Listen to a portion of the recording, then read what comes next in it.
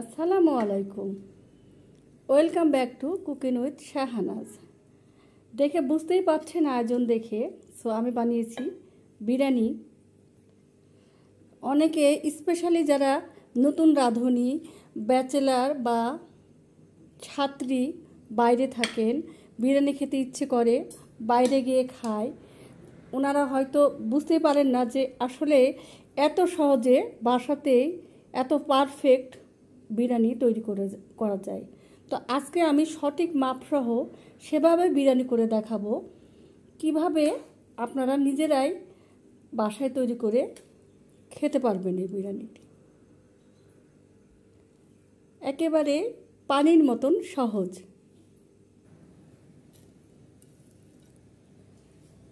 বিরিয়ানি খেতে পছন্দ করেন না এরকম মানুষ হয়তো বা খুঁজে পাওয়া যাবেই না। আমি তো অনেক বেশি পছন্দ করি বিরিয়ানি খেতে।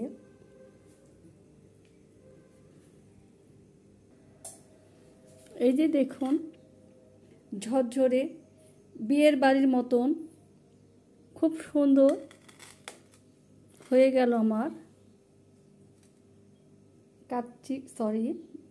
বিরিয়ানি। তো চলুন দেখি কিভাবে এটি তৈরি করি। মূল রেসিপিতে যাই। এখন আমি 2 কাপ চাউল নিয়ে নিচ্ছি। এই কাপ দিয়েই আমি পানি মেপে দেব, তাহলে সঠিক হবে। আপনারা যে কোনো ব্র্যান্ডের চাউলই নিতে পারেন। এখানে আমি ভালো করে ধুয়ে নেব, কসলে বেশ ভালো করে কসলে ধুতে হবে। ততক্ষণ পর্যন্ত ধুবো যতক্ষণ পর্যন্ত না এর থেকে সাদা পানি বের হয়। দেখুন, অনেক ভালো করে ধুতে হবে। চালগুলো আমার এখন ধোয়া হয়ে গেছে। চালটা আমার ধোয়া হয়ে গেছে। এখন আমি এটি ভিজিয়ে রেখে দেবো বেশ কিছুক্ষণের জন্য। প্রথমে প্যানে আমি 1 কাপ মতো তেল দেব।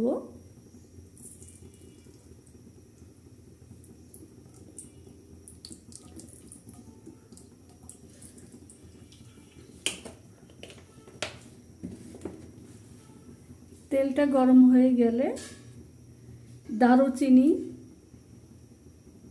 এলাচ, তেজপাতা, লবঙ্গ, এলাচ, বড় এলাচ সবগুলো দিয়ে দেব।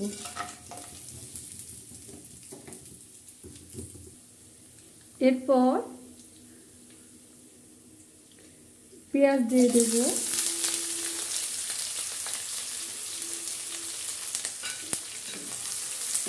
পেঁয়াজগুলো ভালো করে নেড়ে নেব।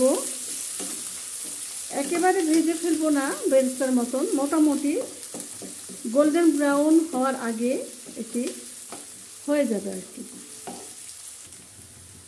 পেঁয়াজ প্রায় হয়ে গেছে আমার, দেখুন। এখন এখানে আমি 1 টেবিল চামচ ভরে আদা বাটা দেব।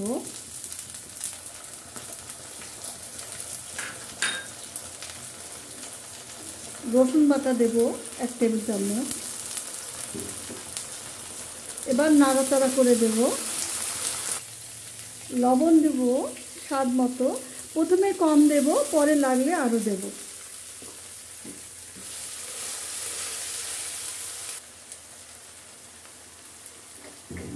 এরপর মশলাগুলো ভালো করে কষিয়ে নেব।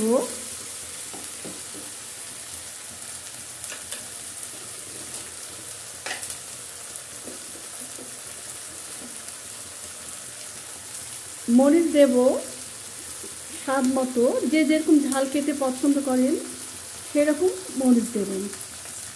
এরপর আবারও কষিয়ে নেব। খুব ভালো করে কষিয়ে নিলাম, দেখুন।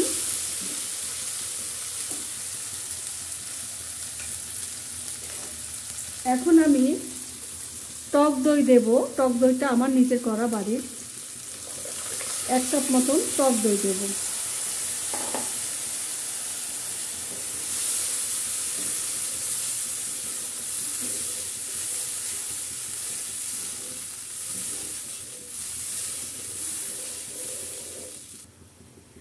আগে থেকে কেটে ধুয়ে রাখা মাংসগুলো দিয়ে দিব।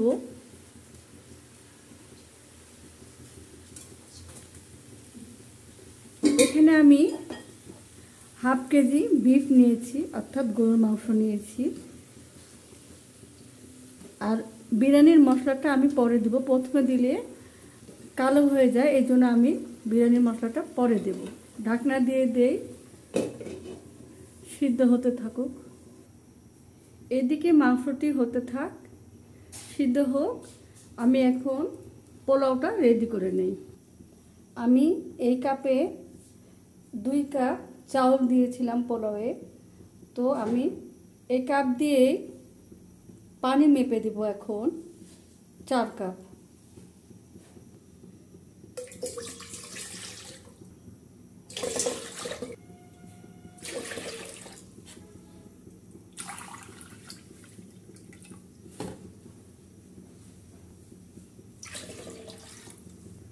আরেকটি চুলাতে আমি পানিটা ফুটাতে দিচ্ছি। মাংসের কি অবস্থা, সিদ্ধ হলো কি না? যেহেতু টক দই দেওয়া হয়েছে, টক দই দিলে তাড়াতাড়ি এমনিতেই সিদ্ধ হয়ে যায়। আর একটু হবে, হোক। আমি ওদিকে পোলাওয়ের আয়োজনটা করে নেই। দেখি মাংসের কি অবস্থা। খুব সুন্দর স্মেল বের হচ্ছে। এখন আমি 1 টেবিল চামচ বিরিয়ানির মশলা দিয়ে দেব। বিরিয়ানির মশলাটি আমি নিজেই বাসায় করেছি, আপনারা চাইলে আমি এই রেসিপিটা দিতে পারি। মাংসটা সিদ্ধ হয়ে গেছে, এখন আমি চাউলটা রেডি করে নেই। সেজন্য আমি প্যানে তেল দিয়ে দিব। বেরেস্তা ভাজলাম, যে তেলটা দিয়ে, বেরেস্তা ভাজার তেলটাই দিয়ে দেব।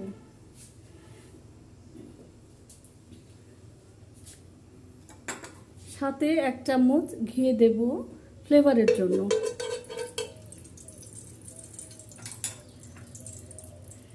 তেজপাতা, দারুচিনি, এলাচ দেব। আগে থেকে ধুয়ে বেছে ছেঁকে রেখেছিলাম চাউলগুলো পোলাওয়ে, সেটি দিয়ে দিলাম। চাউলগুলো প্রথমে ধুয়ে তারপর আধা ঘন্টা পানিতে ভিজিয়ে রেখেছিলাম। খুব সুন্দর স্মেল বের হচ্ছে। বেরেস্তা ভাজার তেলটা দিয়েছি আর ঘি দিয়েছি, এই জন্য।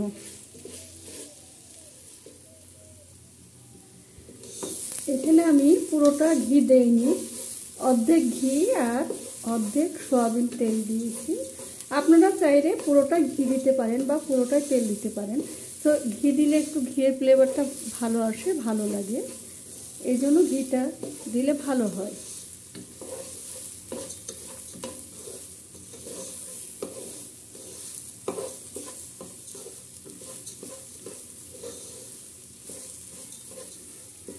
এখানে আমি হাফ কেজির কিছু বেশি মাংস দিয়েছি আর হাফ কেজি চাউল দিয়েছি, পোলাওয়ের চাউল। আপনারা এখানে বাসমতি চাউল বা যে কোনো ব্র্যান্ডের, ভালো ব্র্যান্ডের পোলাওয়ের চাউল দিতে পারেন, সমস্যা নেই। আমি যেটি দিয়েছি এটিই দিতে হবে এমন কোনো কথা নেই। চাউলটা এখন আমার রেডি হয়ে গেছে। এখন আমি ইনস্ট্যান্ট ফুটানো পানি দিয়ে দিচ্ছি।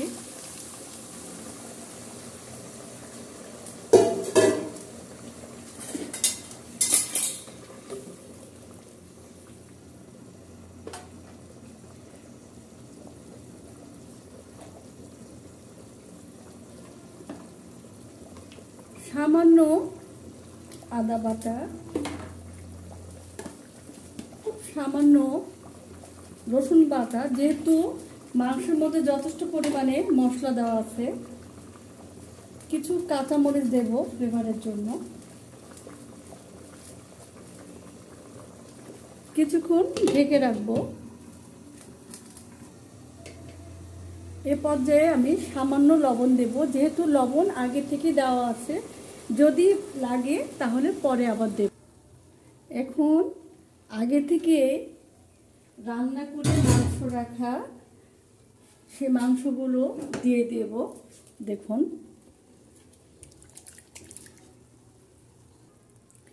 এরপর কিছুক্ষণ দমে রাখবো, তারপর নেড়ে চেড়ে দেব।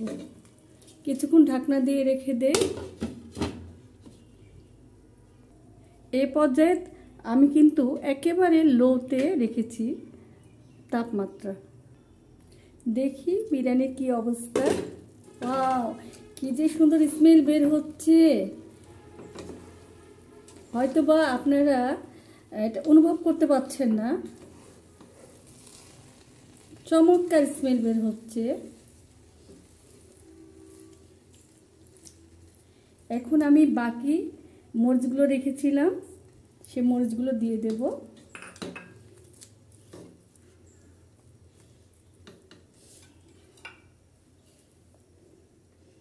কিছুটা বেরেস্তা দেব, কিছুটা পরে দেব।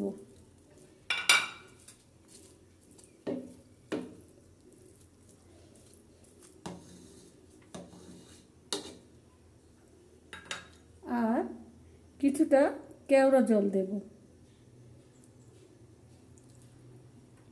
কিছুক্ষণ দমে রেখে দেব এভাবে 15-20 মিনিট।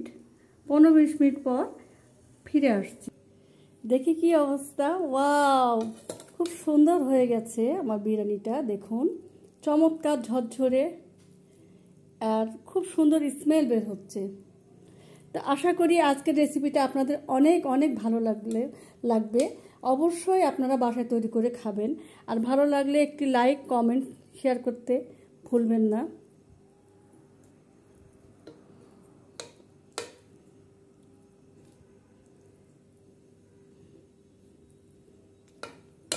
সবাই ভালো থাকবেন, সুস্থ থাকবেন, নিরাপদে থাকবেন। আল্লাহ হাফেজ। এই যে দেখুন কত সহজে তৈরি হয়ে গেল আমার বিরিয়ানি। যারা বিরিয়ানি করতে ভয় পান, একবার এই রেসিপিটি একবার হলেও ফলো করবেন। ইনশাআল্লাহ আপনারা অবশ্যই পারফেক্ট বিরিয়ানি তৈরি করে খেতে পারবেন।